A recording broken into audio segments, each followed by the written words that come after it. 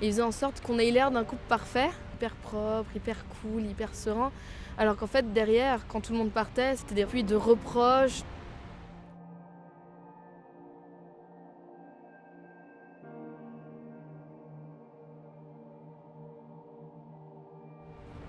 Je sortais avec un homme qui avait 10 ans de plus que moi. À l'époque, j'avais 20 ans. J'étais encore un peu faible. Et je m'en suis rendu compte trop tard, mais en fait, ce gars, c'est ce qu'on appelle un manipulateur narcissique. Ça a commencé hyper doucement. C'est pas genre d'un coup, en fait. C'est quelque chose qui vient petit à petit. C'était juste des petits pics par rapport à ma façon de m'habiller, ma façon de parler, de rire, mais c'était vraiment des toutes petites choses. Il faut que tu te calmes, ou j'aimerais que tu sois un peu plus élégante. Et comme tout le monde, au début d'une relation, on a envie de plaire. On se soumet un peu à ça, on fait des concessions, et puis jusque-là, c'était pas très très grave, mais le problème, c'est que ça a empiré, jusqu'au fait que toutes mes décisions, je devais passer par lui, par son accord. Sinon, c'était des pluies de reproches, limite insultants en fait, sans m'insulter directement. Il trouvait les mots pour que je me sente mal.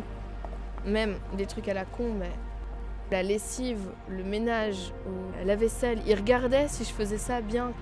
Pendant ces 2 ans, je me suis retrouvée vraiment toute seule. Pourtant, j'avais une famille, des amis.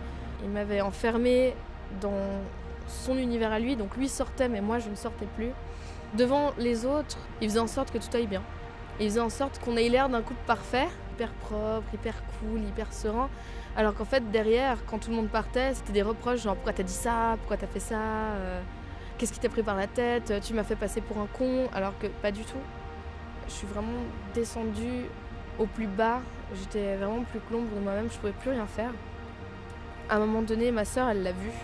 Du coup, elle a décidé un jour de m'offrir un t-shirt avec la femme qui fait We can do it.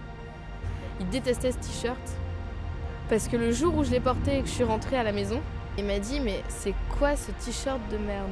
Alors je me suis retournée vers lui et je lui ai fait un gros doigt d'honneur. Et on va dire que c'est à ce moment-là en fait que la situation s'est améliorée pour moi.